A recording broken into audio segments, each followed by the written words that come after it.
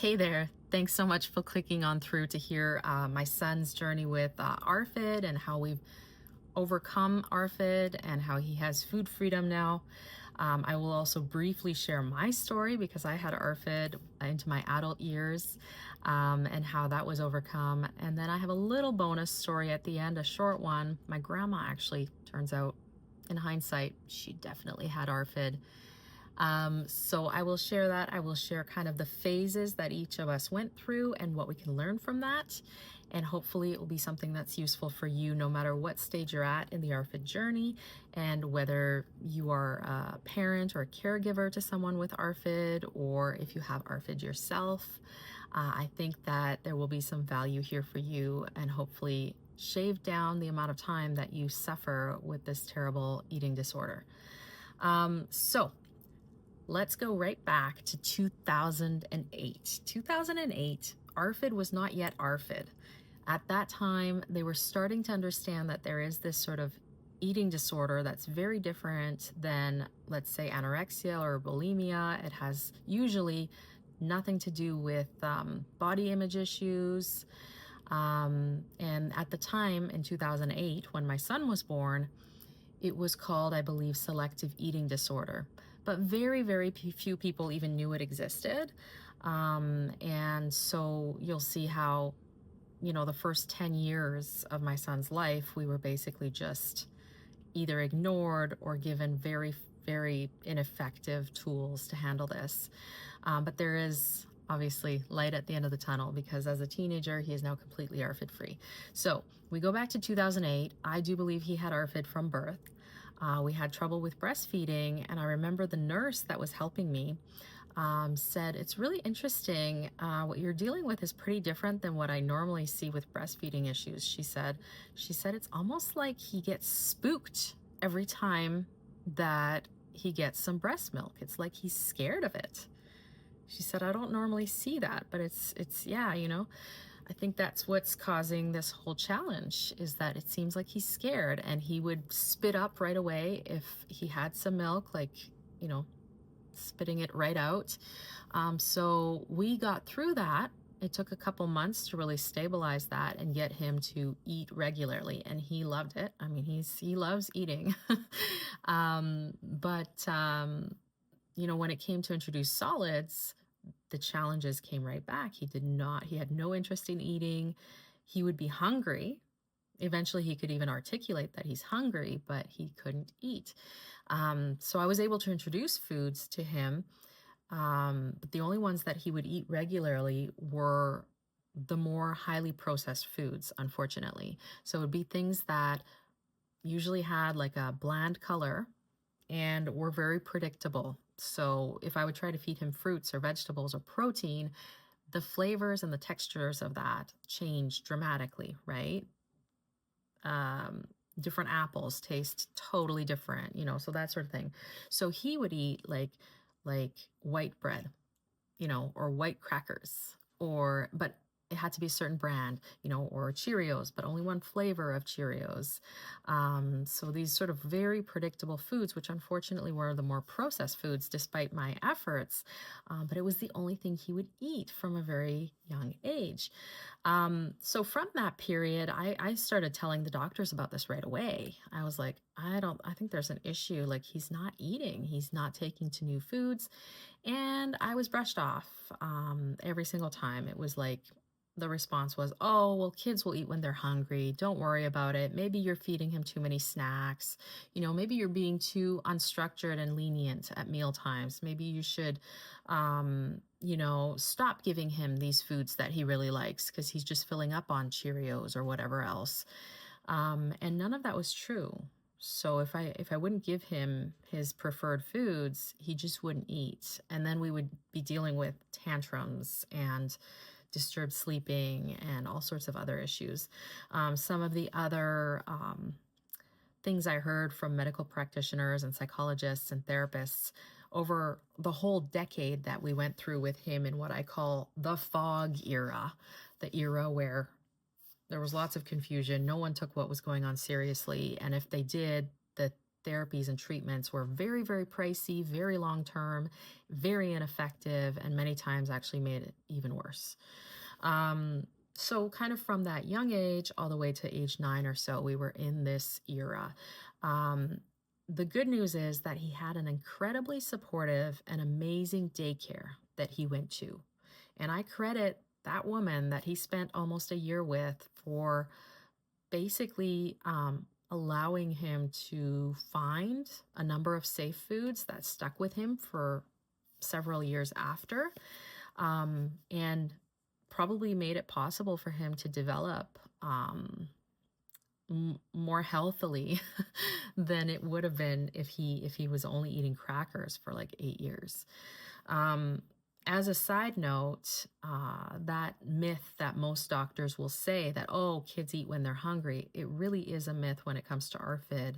And there's been cases of young children having cardiac arrest, having severe malnutrition, and even worse. And it was linked back to the ARFID. So if you think that there might be something going on, or if you're in that fog phase and people are not taking it seriously, it's important to take this very seriously. It is an actual eating disorder. It is one of the most dangerous mental health issues that you can have. Some more of the things I heard in those young ages was don't cater to what he wants, set boundaries, just cut him off if he's really into a certain food. These can be very damaging. I was told to hide things in his food. Again, very damaging. He lost those foods, and then it created trust issues between us as well, because he's wondering, what else are you hiding? Um, and then a big thing for us was that our son was always right on for his weight. So he wasn't losing weight. Now, you can have ARFID and you can be underweight, you can be regular weight, and you can be overweight, and you still have ARFID. You can be malnourished and be overweight. So this is just doctors and therapists who literally don't know, and are causing more harm than good with these kinds of myths that are being passed around. When our son was about 2.5, 3, he was also diagnosed with autism. So that complicated things further, because I was told whenever I brought up these issues around the eating that, oh, that's normal. A lot of kids with autism have really restrictive diets. And I said, yeah, but I think that if we could get the diet to be more, nourishing for him, he probably wouldn't be melting down as much, right? Like, I would be pretty cranky if all I ate was 3 crackers a day and I only drank, a little bit of water. But again, nobody took it seriously for a very long time. It took till he was in school and about 6 or 7 that therapists started to say, okay, by now he shouldn't be this picky. If it was really just picky eating, that should have gone away by now. And it was getting worse and worse. We were at a point where he only had a couple of safe foods. It was literally saltine crackers and plain pasta, a certain kind of pasta. And I was desperate. I was like, what can we do? And they said, really, there's not much you can do unless he falls under the 20th percentile for weight, in which case we might consider a feeding tube. And he was always like in the 80th percentile and not losing weight. So I was desperate. I was like ready to go to the hospital on a few occasions and just say, like, he needs a transfusion. He is so weak. I'm worried. But again, not taken seriously until that 6 or 7 age. And then came what I call the therapy tsunami. Let me know if you've been through a therapy tsunami. But for about 3 years, we spent tens of thousands of dollars. I advocated and got grants and did all sorts of things and insurance. And we had teams of people coming to our house every day. And we were going to therapists and different specialists and trying to mainly focus on the eating and figure out how we can get him to eat. Because I kept saying, if we can get him to eat at least some protein, then I think a lot of the other behaviors that he was having could be resolved much more easily, because you're able to self-regulate more easily if you have food and if you're hydrated. And it was increasingly bad too, because he was going to school, and at school for 6, 7, 8 hours, he would not eat or drink or go to the bathroom for that matter at all. It was because he would say, oh, there's not enough time. So when he did eat, he would take a very long time to eat. And he would say, like, the room is noisy. The food, I mean, if it wasn't the saltine crackers, it was the pasta, and the pasta would not stay hot. And the school was not willing to accommodate by warming up pasta for him or cooking it fresh. So no food was being consumed at school, and no drink, and not going to the bathroom. And basically what would happen is by 11 or 12, I would get a call from the school almost every day. Oh, you got to come get him. He's having another meltdown. He's not feeling well. Today he threw up when he was trying to eat lunch. You've got to come get him. So I said, what are we going to do? Like, if the school can't accommodate around the eating, and their only suggestion was, you should pick him up at 11 or 12. We can accommodate half days because he can't handle a full day. So I said, I know what I'll do.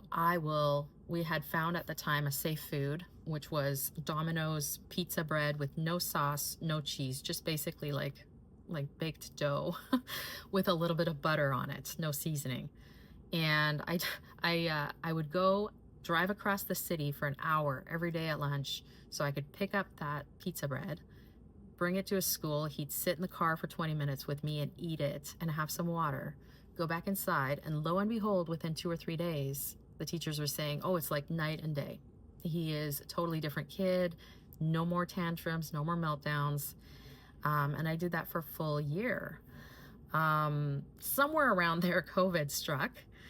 And during that time also, when we were still having the therapists coming into our house, we had a behavioral aid that really created a bit of a turning point for us. We started to go from this era that I call the fog era, where no one's on the same page, no one really knows what's going on, no one agrees on what's the best way to go about treating this, to the next era that I call the reframe, where we started to really understand what's going on, what progress really means. And it's not just about the food. The food is secondary in ARFID treatment. I believe that progress is creating safety and trust around the food first, and removing the fear. That was a big thing. So this aide, she said, I think that Josh is scared of eating. Like, as I observe him, he gets so scared, he gets so anxious, he hides it really well.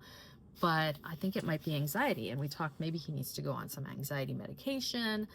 And then so she had him take a ball of yarn, and she said, can you measure for me, like, how big is your fear? How scared are you when you need to try a new food?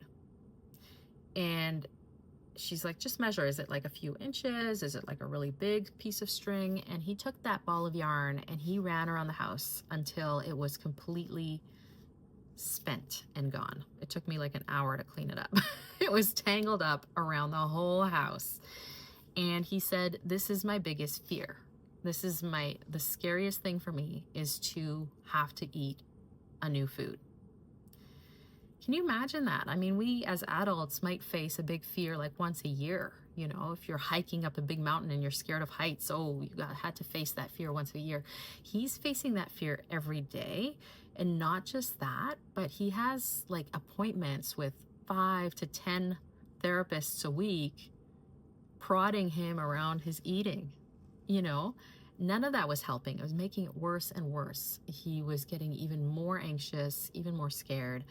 But it did help me to understand and realize, wow, it really is the fear that's behind all of this. And so I started to research, like, how do you deal with phobias? How do you deal with fears? How do you deal with extreme anxiety? And that's when I came across a few things that also really, really helped in this reframe era. So one was a therapist, a specialist in the UK that had developed a one treatment type of a phobia-based approach for ARFID. Our son was 8 at the time. And the specialist said, oh, he's probably too young, but I insisted, let's try it. If it's one treatment, one session, I mean, I'm willing to go to 20 sessions. If it helps, I will do it because we already do it, right? So we did one session on a video call. It took about an hour. And after that session, Josh was able to try a carrot, and he ate like half of it. And he ate a whole slice of a cheese quesadilla. So this was a massive breakthrough because to that point, he would not be able to even take a bite of a new food very easily. And if he took a bite, he wouldn't eat the whole thing for sure.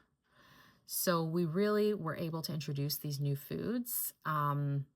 And he kept them for a good few weeks afterwards, and he was able to try other foods as well in the months following this session. So that was really pivotal, and we did end up having a second session a couple years later at my son's request. He said that, I think that really helped me, and I'd like to try it one more time. So we had these two sessions. It's kind of a hypnotherapy, NLP-based approach. And there's a few therapists now that offer that kind of thing.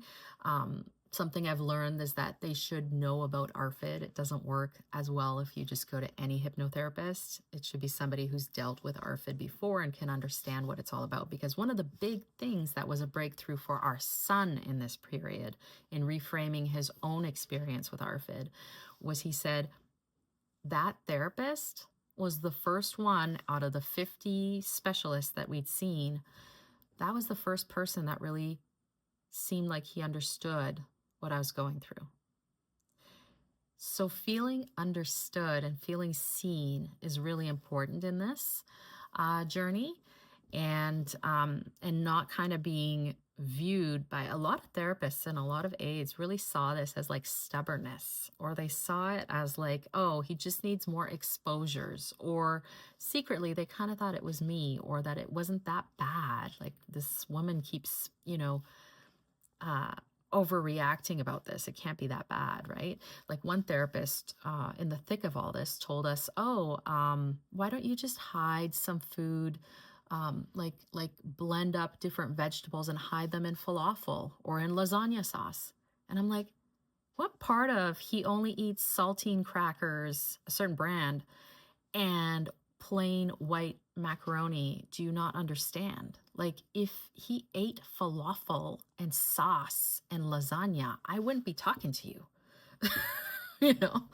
I am not crazy here. Like he literally only eats those things, and every single day I worry that he's gonna faint and not be able to get back up. Like it's very bad, and most people didn't understand that. So for our son, it was really important for him to feel understood for the first time, to have someone really describe what was going on in his mind accurately, and for him to realize that, oh yeah, it is a phobia, it is a fear, and fears and phobias can be treated. Two more quick things in that era that I call the reframe era that really helped us. So one was understanding the role of interoception, which is one of our senses, right? We have the sight, we have smell, we have taste. There's also the sense of interoception. Interoception is knowing what's going on inside your own body. And a lot of times people who have ARFID have suppressed that sense. And so our son certainly had it manifested in not knowing that he needed to go to the bathroom until it was like super urgent, right? And not necessarily feeling hungry at all. So he could go for long periods of time without eating because he had kind of suppressed that hunger instinct. And so we did a therapy called integrated listening therapy for a couple years. And it was done initially in a group setting. And what was really interesting that taught me a lot about ARFID here, I watched the first group session that he went to. They put this little headphones on. It had music that was meant to activate different parts of the mind involved with sensory integration and kind of remap those brain networks. And it had a little bone conducting mechanism that activated the vestibular sense, right? Your sense of balance in your ears. And that kind of created almost like an instant calm, right? It kind of removed fear very, very effectively, very quickly. Within 5 minutes of these group sessions, I said to the therapist, every one of those kids within 5 minutes, they'll say, I'm hungry, I'm thirsty, I need to go to the bathroom, They might like burp spontaneously. And the therapist said, oh, yeah, every single time. Because these kids have a poor sense of interoception. And as soon as we are able to regulate parts of their brain, they're able to sense what's going on in their body better. So he would come out of those sessions like hungry for the first time. And interestingly enough, one of the lead researchers on the planet on ARFID, Dr. Nancy Zucker at Duke University, she has developed a treatment for ARFID that's based on helping kids understand that interoception, right? To recognize hunger cues and recognize when you're full and recognize, you know, different things that people with ARFID might be having challenges with. Last little piece in that was listening to someone else that had ARFID that had recovered. His name was Danny Reed, and he recorded just an hour of him talking about his story and what helped him. And he said 5 things helped him. So immediately we did those 5 things and they helped us. So I will share them here real quick. One was removing pressure and making food neutral. So we realized that we were adding pressure in so many ways. I mean, what is it to come home every day from school and have someone there ready to talk to you about your eating? There's a lot of pressure in that, isn't there? What is it to have dinner and have your parents always kind of in tension during dinner because we didn't always agree, my husband and I, on how to deal with this, right? Sometimes I was accused of being too permissive. I was, ready to say, well, you try to feed him, right? Just doing my best here. So there was that tension there, which kids sense. There's the tension between the siblings at the dinner table. We have 2 other kids and they're looking at their brother who's eating McDonald's every night at one point. And they're like, why can't we have McDonald's every night, right? So there's all this tension, in the family system that adds pressure. There's tension. Even in praise, there can be tension, right? So this guy, Danny Reed, who recorded this clip around him recovering from ARFID, said, not only do we have to remove tension, but we also have to build trust. So that was the next piece. He watched a lot of TV shows that were fun about food, just to kind of like build understanding and trust about what food really is and how it can be made.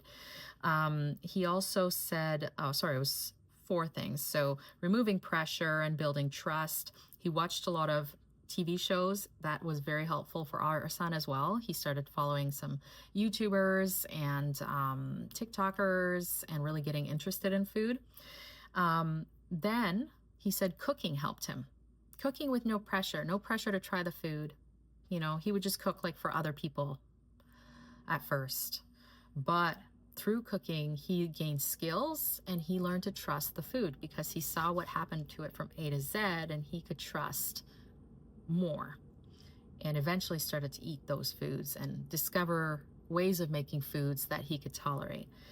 And then the last piece he said really helped him was working on his vagal tone. Vagus nerve is like, I'm no specialist, right? Like I'm someone that overcame ARFID. I am not a doctor by any means, or a therapist, but the vagus nerve, there are ways that you can tone your vagus nerve through breathing exercises, through physical exercises, and it really helps you relax also. What a lot of people with ARFID I had was sort of sensation that you're choking sometimes when you're eating.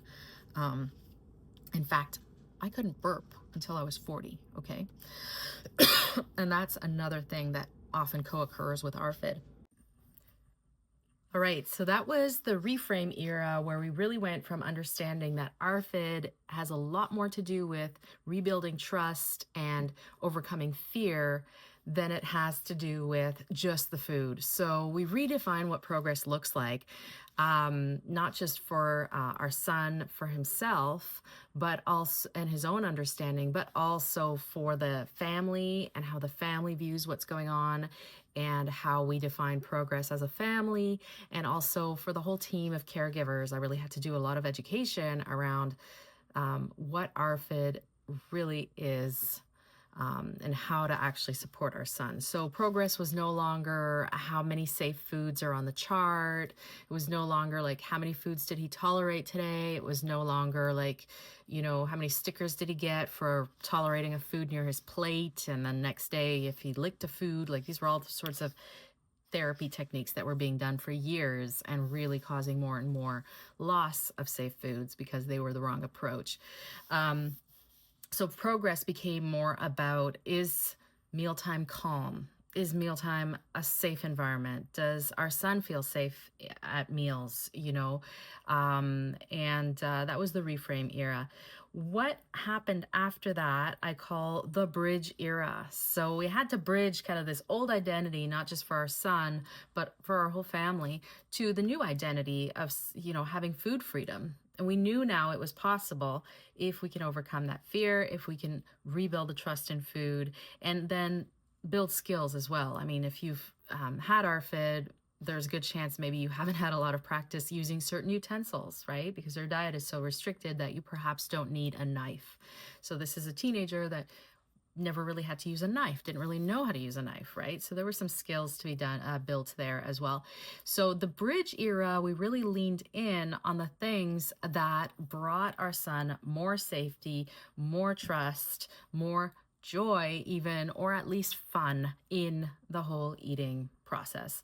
So that was things like watching TV shows and YouTube videos with fun cooking shows.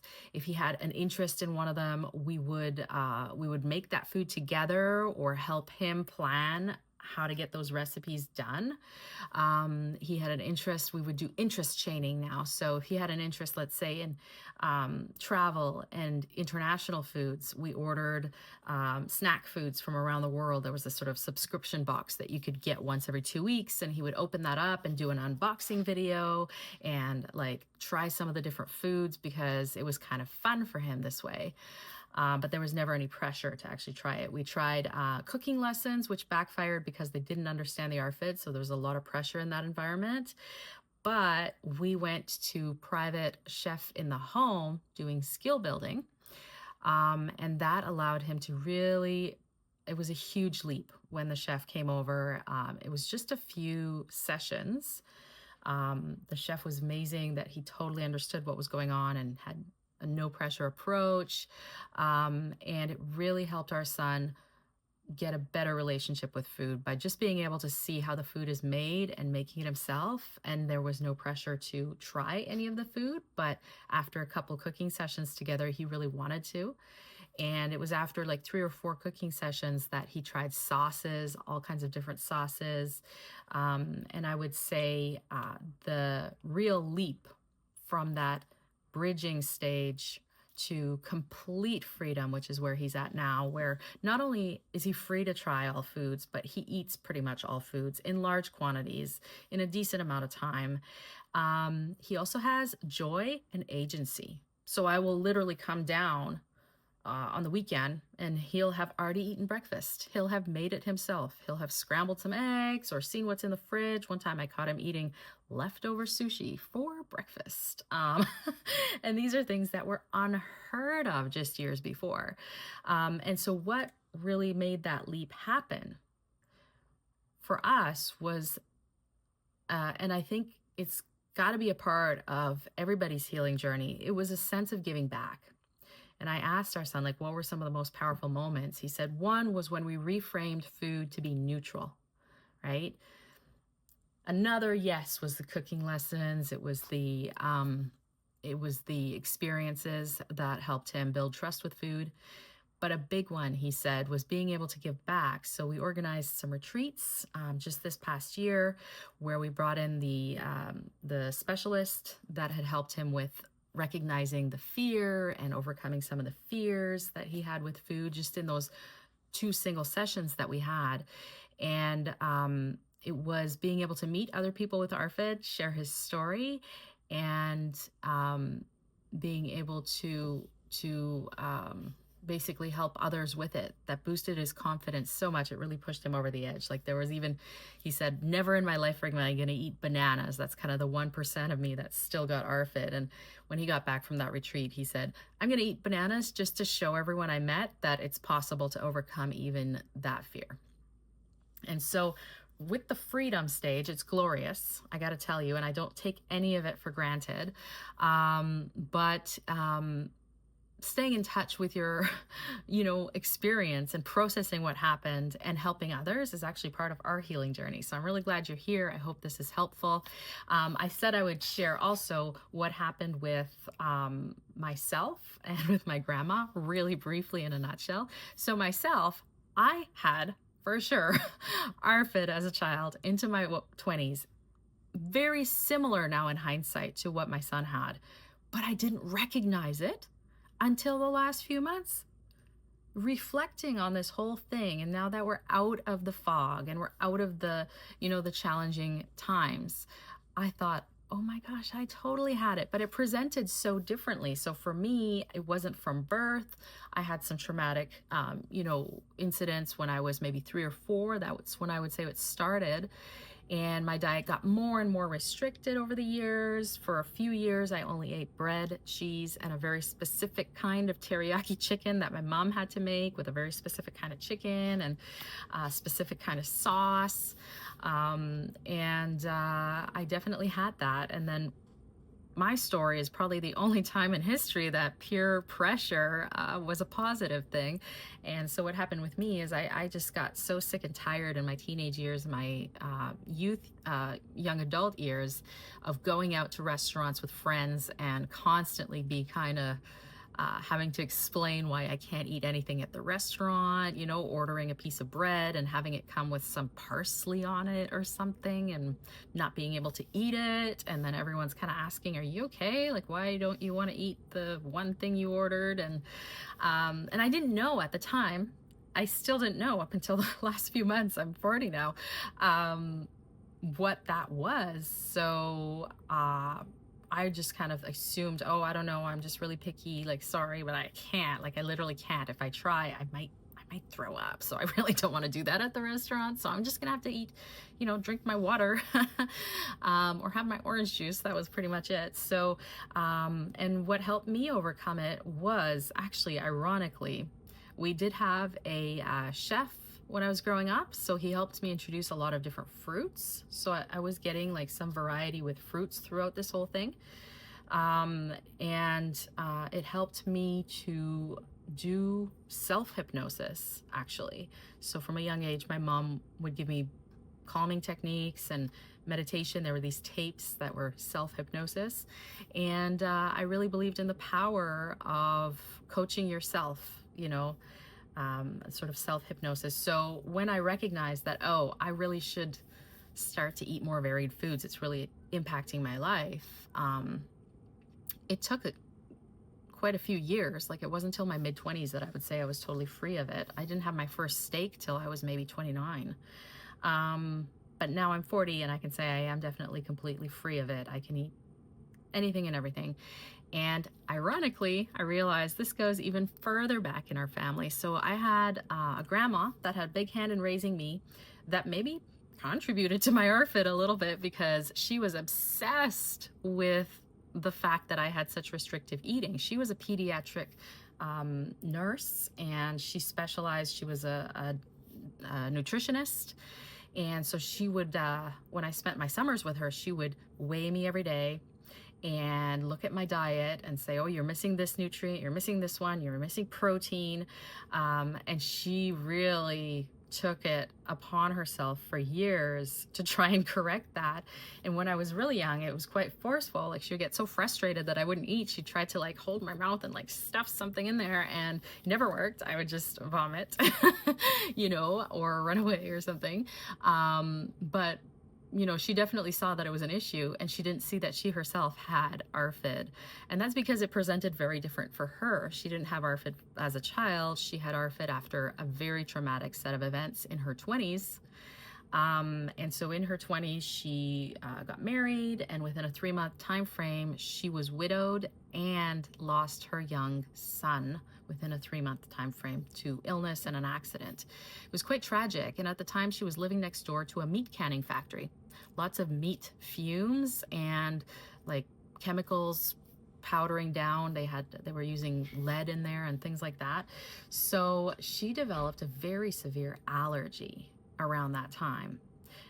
Full body hives that left scars everywhere, and they were super painful. And over time, they did a bunch of tests, and a doctor told her, "We're pretty sure you have some sort of strange meat allergy." So she associated all of this with meat, and her entire life, about 70 years of her life, she was a strict vegetarian, but to the point that if she went traveling, she would have to bring her own plates and cutlery because she didn't trust that the food hadn't touched meat and she might get this horrible reaction. And she was always very concerned because she knew as a nutritionist that her food was, at the beginning at least, not meeting nutritional needs. And so she worked very, very hard to create recipes for herself and create hacks and ways of doing things so she was getting enough nutrition in her diet. But I saved kind of the best little story to last. She almost got arrested in the Middle East because of ARFID, because she would rarely travel. But one time we convinced her to come with us to a holiday. And at the airport, I remember she went through the x-ray machine with her suitcase, and it was very tense in that area at the time. So, they were really paying a lot of attention at the airports. And within a minute of her going through the x-ray with her suitcase, she got swarmed by like a SWAT team. And like everyone dropped everything. There were like 10, 15 people around her, and they're like, "What's in your suitcase? What's in your suitcase?" And she's like, "No, I'm like a grandma here. I have nothing special in my suitcase." And they're like, no, you have something in your suitcase that's very serious. We have to know what it is right now. And she said, I might have brought 3 dozen boiled eggs in my suitcase because I can't eat out at restaurants. So she had packed herself boiled eggs because that was one of her safe foods. And she was going to ration herself to, a couple eggs a day. And of course, at the airport, that looked like a bomb in the x-ray. So this is how she almost got arrested in the Middle East because of ARFID. But in hindsight, you look at that, and that is the type of behavior you can see from somebody who's so severely restricted in their eating and so concerned about it, yet at the same time trying to find solutions. So that was my poor grandma. The last story I'll leave you with her is that on her deathbed, we had gone to great lengths to make, some family members came to visit, and they made cabbage rolls for themselves with meat. They made cabbage rolls for her that were vegetarian, using her special cookware that they were extremely careful about with cross-contamination. And she ate the cabbage rolls, a big plate of them. She said, "These were the best cabbage rolls I had in my entire life." And she went to sleep and, was totally fine for the next couple days. And either later that night or the next day, they realized they had given her the meat cabbage rolls. And she was fine. She didn't have an allergic reaction. So that, I think, was all also tied in with the ARFID somehow. Our minds are very powerful. Our minds can get us into some stressful situations like that was for her whole life with ARFID, and our minds can get us out of it. But we need to be aware of what's going on. And that's why I'm so glad that we now have a diagnosis for ARFID. We can talk openly about what the symptoms can be like. We can recognize that this is a very serious eating disorder that can impact people's lives on so many levels. It can impact your health on so many levels. It can impact your entire family. And that if you recognize it, it can be treated. That said, there's a lot of misinformation out there amongst therapists and doctors as to how to help someone who has ARFID. And so I would really caution you to consider if whatever you are looking to do preserves relationships, creates trust in food, creates connection, or if it takes a top-down approach, which I have found really, really sometimes it can backfire. So I want to recap, what that journey was like in terms of 4 phases. And I also want to share a project that I am embarking on to help at least, this is my big, hairy, audacious goal, guys. I want to see at least 1,000 people in community find their way through ARFID and be healed of it. I believe it's possible. I believe that if we have the right supports around us, if we work together as a community, we can do that. And I think it can be very, very powerful. So the 4 phases we went through, I'd say all 3, my grandma, myself, my son, there was the fog era, okay, where no one really knew what was happening. It was confusing, lots of backtracking, a lot of therapies that just tried a top-down approach that didn't work, so created more anxiety, more trust issues with food.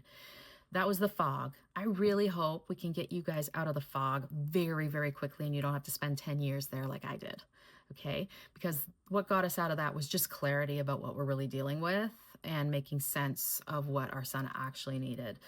The next phase was the reframe, thinking about how to reframe our thoughts, our behaviors, our patterns as a family even, so that we can better support our son.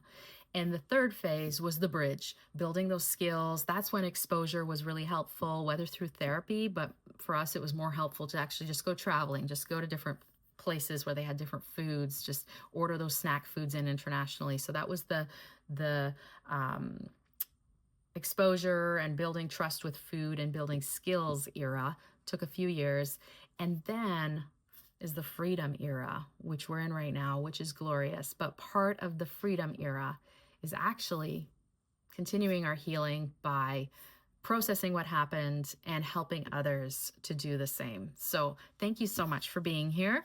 I hope this has been helpful. I'd really like to know, if we were chatting in the direct messages, let me know what you thought, what part of this story is going to be most helpful for you. If you have any specific questions, I'm here. And the way I want to launch this next project, the ARFID Freedom Project, to help at least 1,000 people overcome their ARFID eating disorder, I would like to launch a school community, and I will lead it. I will help curate that community.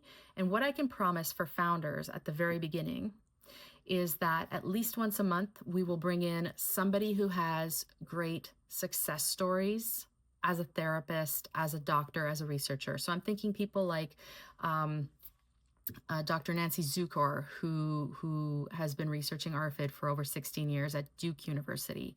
I'm thinking of, some of these influencers that we see online who have ARFID and are publicly posting about it every day.